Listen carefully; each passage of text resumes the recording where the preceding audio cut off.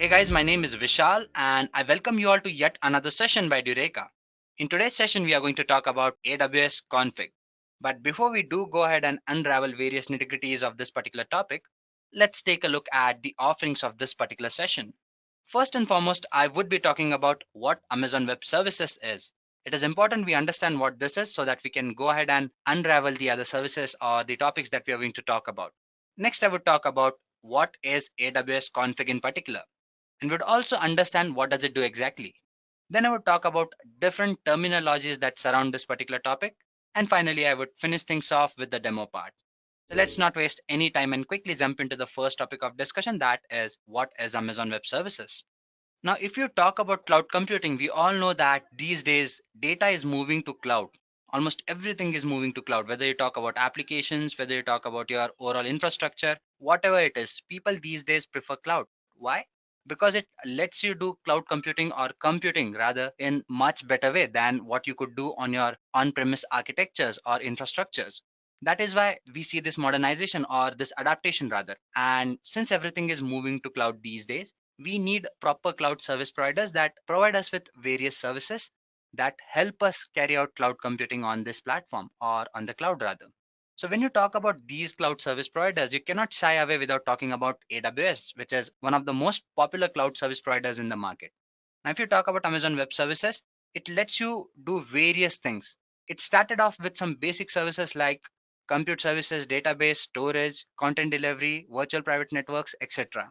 But as time progressed, its stack of services actually increased. Now we talk about machine learning, data visualization, recommender systems, application creation. Almost everything is taken care by Amazon Web Services. And that is what makes it one of the best in the market. For people who are completely new to this session, I would suggest that you do visit our YouTube channel and take a look at the videos on Amazon Web Services and cloud computing. Because we've talked about Amazon Web Services and cloud computing in detail there, and those topics have been discussed to the very core. As far as this session goes, we would be focusing on AWS config, and that is why I won't be spending too much time talking about what AWS is exactly. But to keep it simple, it is nothing but one of the leading cloud service providers, and it lets you perform all the services which I just mentioned. So what exactly is AWS config? Now, as we all know, if you talk about AWS, we know that we would be creating quite a few services, resources, and we would be deleting, modifying, and continuously work or play with those services, isn't it? I mean, that is how architectures work. There would be some change or the other. So what happens is when these changes happen, the problem is it becomes difficult to keep track of all the things that is happening around you. And at times that might affect your decision making. So if there is something that lets us do all these things, that is keep track of everything is that is happening around, we would be in a much better position to actually go ahead and manage our business and our infrastructure. So this is where AWS config steps in. What it does is it lets you assess your data, it lets you evaluate it, and also audit it. That means it ensures that there is continuous monitoring of your data. And since you can continuously monitor your data, you can keep track of everything that is happening around you. Plus, if there is some change that takes place in your infrastructure or in your resources, what happens is Amazon config, it basically throws in a notification by using something called as simple notification service. That means you would be notified of changes that are happening. So that means since you're getting notified about all the changes that are happening, you're in a much better position to go ahead and manage your resources. Plus, you can take a call as in whether you want to go ahead and automate certain configurations. And if you want to, AWS config helps you in doing that as well. What it also does is, since you're monitoring everything, it's important that you keep a record of everything that is happening. And AWS configuration lets you record the changes or monitoring process or everything that is happening around you in a much, much, much better way. So this is what AWS config is. Let's just move further and try to understand what else can it do. Well, if you talk about AWS config, what it does is it lets you retrieve configuration information about your resources. As I've already mentioned, you'd be having more than one resource that is being used. Whether you talk about your virtual machines, you talk about your elastic block storage volumes, whatever it is. I mean, these are your entities, these are your resources. And you'd want to retrieve configurations or information about these resources. And your AWS config lets you do that. Whether you talk about historical data, again, your AWS config lets you collect that as well. It produces a snapshot. That means it captures the information of all the configuration items as one or as a combined unit. And it lets you evaluate various resource configurations as well, because you'll be knowing what is changing, what is not, what needs to be updated, and all those things. As I've already mentioned, you have something called as SNS that lets you send notifications in case if any change has happened. And it also shows you relevant relationships between your resources. Now, this is important because you're talking about complete architecture and you need to know how your resources are related to each other. And again, whether there's any change between these relationships as well. What are some of the terminologies that AWS Config has to offer to you? Now, AWS resources. When you talk about resources, these can be anything, right? I mean, I just talked about quite a few services that AWS has to offer to you. If you talk about AWS Config, it manages or it controls or it can actually look into quite a few services like your compute services. When you talk about EC2, it is a compute service. Your AWS Config can actually monitor those resources as well. It can monitor resources like the ones that are provided by your VPC, your storages, and all those things. It can monitor all these services, and the resources or the items that are created using these services are nothing but your AWS resources, your configuration items. Now, when you talk about configuration items, think of it as the information about your configurations. Say, for example, the metadata of your configuration items or your resources is called as your configuration item rather. Configuration snapshot. As I've already mentioned, since you have so many items, what snapshot does is it lets you get a grouped picture of all these resources together. Resource relationship.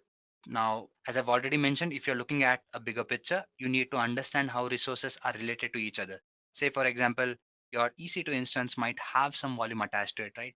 So what volume is attached to it? What is the instance that you're using? All this information.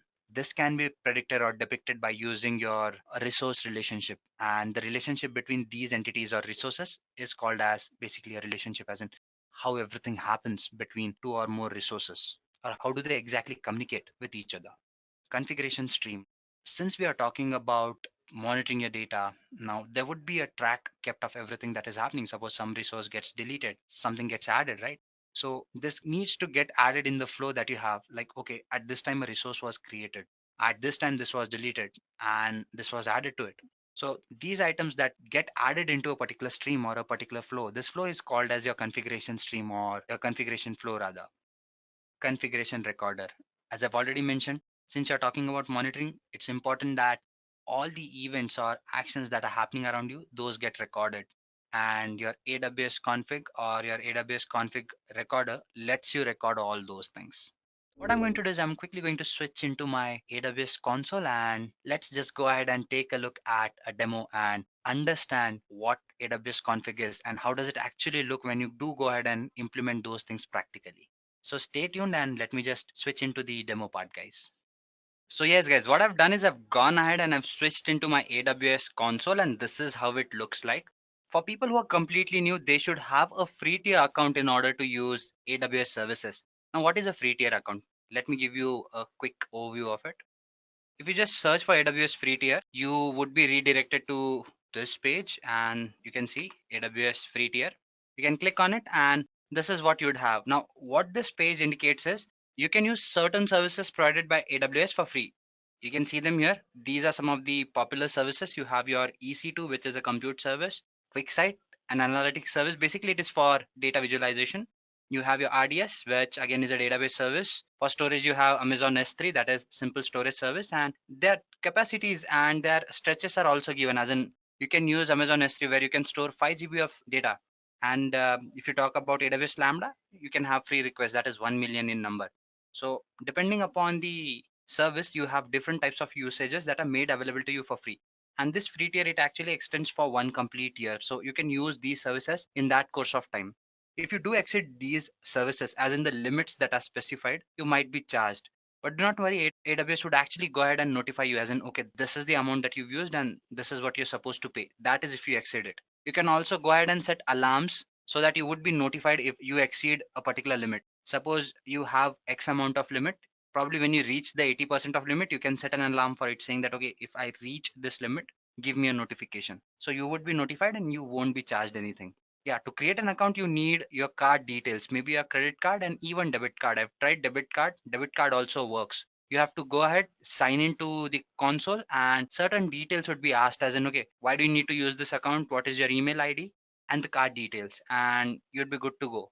So I would suggest that you do go ahead and create this free tier account, and once you do that, you would be having this console made available to you, and you can use the services that are mentioned here. So now let's get started with the demo part where we left off in the theory part. That is, we talked about Amazon config. I'm going to give you a quick overview as in how does config works and what all can it do. The thing is, when you talk about getting the notifications or getting notified for certain things, it actually takes a longer while than normal. So I'm not sure that if I do go ahead and implement some of the changes, would those be reflected right away? Meanwhile, what I'll do is I'll just put forth a change quickly and we'll see that by the time this session ends, do we get that change reflected or not? Okay. To start with, let's go to this thing, EC2 instance. Now I have one running instance here. As you can see, this is the one and it is in running state right now, isn't it? So if I just go ahead and maybe change its state to stop, it takes somewhere around 25 to 26 minutes for these changes to get reflected in the log that we have. That is what I've noticed till time. So there might be a possibility that if we are making this change, we might not see the reflection right away. So meanwhile, this thing gets shut or stop. Let's just go ahead and try something else. So let me just quickly switch into the AWS config. There you go. So once I switch into AWS config, I actually get the dashboard directly, isn't it? For people who are new to AWS config and they haven't used this service, this is not what you'd get here. You'd get a page that says get started. And once you click on get started, you would be redirected to a page and that page would look something like this. Yeah. So note one thing, right now we are in the North Virginia region. When the service started, basically all the config services were mostly available in this region, but that has changed with time and now we can have it in other regions as well. So yep, by default I've selected this region. You can choose other regions as well. So if you do get started, you'd be getting that page, and once you click on get started, this is where you would be redirected. Now this is what we have here, dashboard, which gives me details about all the services that are there. Now in my case, the recording has started already.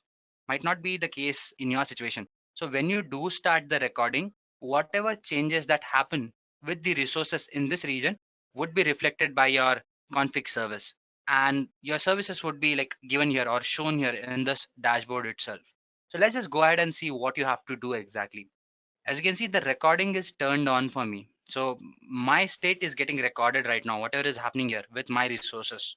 So what you have to do is you have to come here and you have to select this, as in what resources do you want to monitor? Record all the resources that are supported in this region. I've said yes. And also include global resources. I've said yes to that as well. So it would be giving me details about all the services and resources that are there in this so-called region. We won't play with this data retention. S3 bucket. Now guys, S3 bucket, as I've already mentioned, S3 is a storage service. It is a simple storage service and it stores data in the form of objects, and these objects, they get stored in containers called as buckets. So everything, even when you do go ahead and create this simple notifications, when you go ahead and create a notification service which would give you notification or notify you with the changes, those have to be put somewhere, right? So those changes would be put in a bucket. You need a bucket for that as well. So we'd be creating a bucket here. So as you can see, there's a bucket which I'm already using. I have something CF demo bucket. I've actually have quite a few buckets here. So I can just go ahead and pick any one of these buckets if I want to. As far as you're concerned, if you're creating a new bucket, I would suggest that you go ahead and create one. Creating one is very simple. You can click on this thing and you can specify a name and that bucket would be created for you. Now bucket is nothing but a simple storage container. I've already shown you that, but still for people who I believe are completely new might wonder as in what this bucket is. So guys, if you go to S3, see, this is my S3 service and I have certain buckets here. Some of the ones that I've used, if you open those, you might have some data. As you can see, AWS logs. Now these are the logs that actually got collected the last time I made some changes here. It's somewhere around 12:26 p.m. is when the changes happened, and those are here in the form of a file here. So SNS puts in the data in your bucket each time there is a change that has happened. So yeah, that is why we just go ahead and create a bucket here. Now I have a bucket, as you can see, and the bucket that I've used here is this one, bucket for demo, right? I also have one more bucket, which is this. It too has some logs. So if changes happen, these buckets get updated. Permissions, as you've seen, I've set it to public because I want my config to interact directly with the buckets. Now, depending upon your applications, there might be certain restrictions on the buckets that you use. But in my case, I wanted it to be, as I've already mentioned, public because it is a simple demo and I do not have too much concerns about security right now. So I've given all the access to everyone as in public access so that if something gets dumped, they are allowed to dump it in my bucket. Going back, so once you create a bucket, you choose one. So I've selected this one. Do I want an SNS topic? Yes, I want an SNS topic. I've created an SNS topic called a sample topic for today. So, and I've gone ahead and selected that only. So you can just go ahead and create one more if you want. You can put in a name that you want, but I would be choosing an existing one. And then what about a rule? Do you want to select one or use the one that is existing? I would say just go ahead and use an existing AWS config service linked role. And then I would say save. If your bucket permission policy isn't approved, I mean, if it does not have right access or rights, there would be an error here saying that you do not have actual bucket rights or the required bucket rights. In that case, you need to come here and change the permissions here. Once you do that, you'd have this thing would get approved. As simple as that. So there you go. This has been saved. And if I come to dashboards, in that case, my recording has also started. And if I go to some instance or some resource, suppose I selected EC2 right now. This is the config timeline. I click on it. As you can see, all the changes are reflected here. There was one change that was made at this time duration and it got reflected. This was the other. Probably there are 5 changes is what they're saying. So these were the changes that happened and the log got updated accordingly. This was the time when it got created. This was the time when some changes took place. This was the other time when some changes took place, and same was with this. If you just stop it and start it again, in that case too, the changes would be reflected. I just stopped the instance, right? But that isn't reflected here. Why? Because it takes a while for the log to get updated. Now, if you click on this thing, you can see the changes that are there. There are changes. 5 of those are configuration changes. The details are given as in what are the changes that have happened. You can check through the log as well. Are there any relationship changes? No, not for now. So if I do go ahead and attach a security group or something like that, or maybe attach a volume to it, the change would reflect as in, okay, this is a relationship change that has happened. So even that is possible if you want to. So this is what your AWS config does. It gives you details about everything that has happened and all the changes that have taken place till time. Apart from that, you can just go ahead and pick other services as well. Now I've come to the dashboard. If I click on this icon, now these are some of the options that you might want to consider. As in, can you just go ahead and search for something directly? If you have the ID, you can put the ID here and search for it as well. This would help you look up. So when you click on lookup, the list is shown down here. And this is the bucket that we have, right? You can see there's a log for this as well. And there was one change that happened at this time of the day. This was the time when I changed the permissions of the bucket. So that is why this change is reflected here.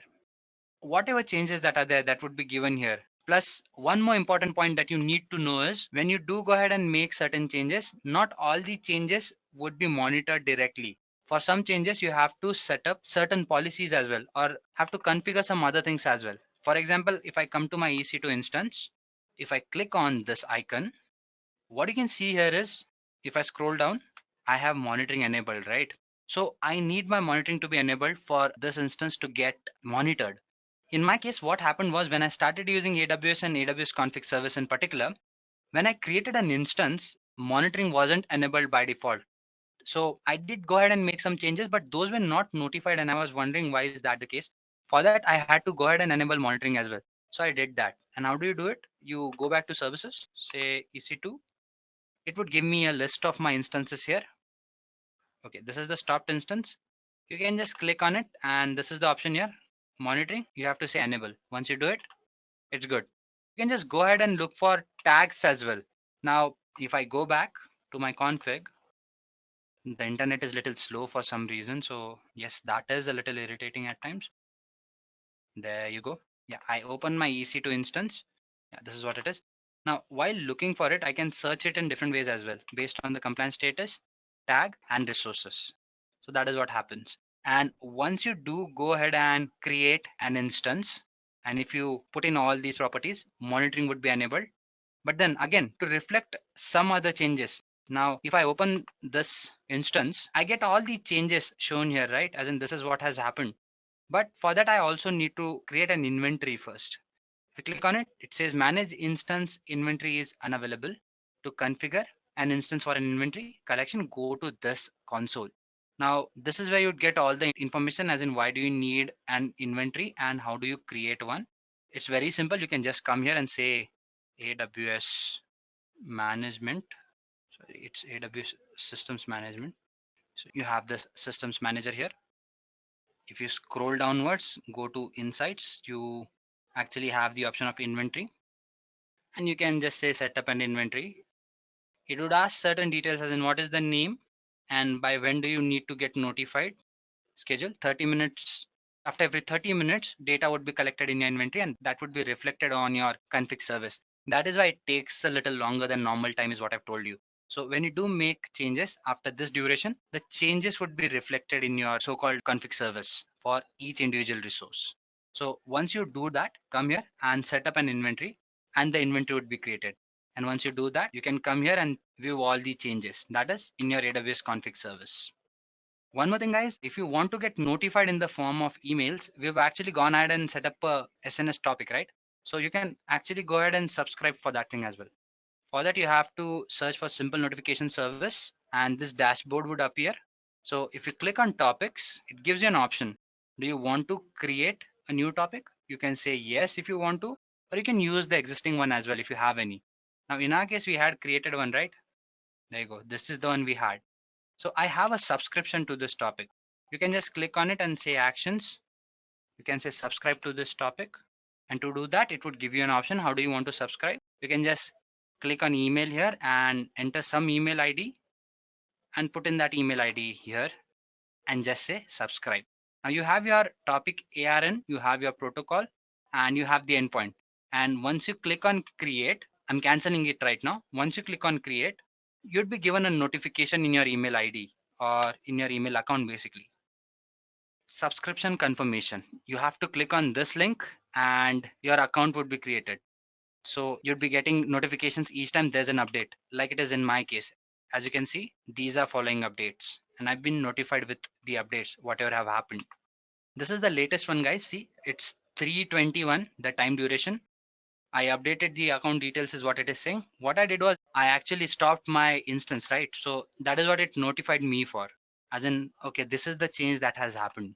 So that is what your SNS does. It sends in messages saying that these are the changes that have happened. So if you go back to config, I just want to see whether that change gets reflected or not. I'm not sure that it would happen this soon. If it does, well and good, I would be able to show that change to you people as well. Let's hope it does. There you go, guys. There's a change here, right? And 7 changes happened in total. So 321. This is the change it is reflecting. And the change was we actually did go ahead and we stopped it. So that is the change that is reflected here. So if I just go back and start the instance again, in some time, the change would be reflected here. So this is how it works. It basically does go ahead and do all these things as in you can monitor all the services, you can assign certain rules, policies, you can take care of all the relations that are there. Now, if you scroll down here, you can see there are relationships as well. As in, how is this instance connected to other things and what are the other things that it is connected to? It has a volume that is attached to it and all those things. So you get all these informations and you get notified continuously. And my AWS is currently recording all the information that is going here. I mean, all the changes that are happening here. So it's your option as well, as in whether you want to get it recorded or you don't want to get it recorded. So yes, guys, this is more or less the demo part, and this is what I wanted to talk about. As far as this session goes, I would be resting it here. I hope you all had something new to learn and nice to learn. If you all do have any queries, put those queries in the comment section below and we'd be more than happy to get back to you with replies as soon as possible. Stay tuned for more valuable sessions. I hope you'll get something new to learn each time. As far as this session goes, I would be resting it here and here. Thank you. Bye-bye.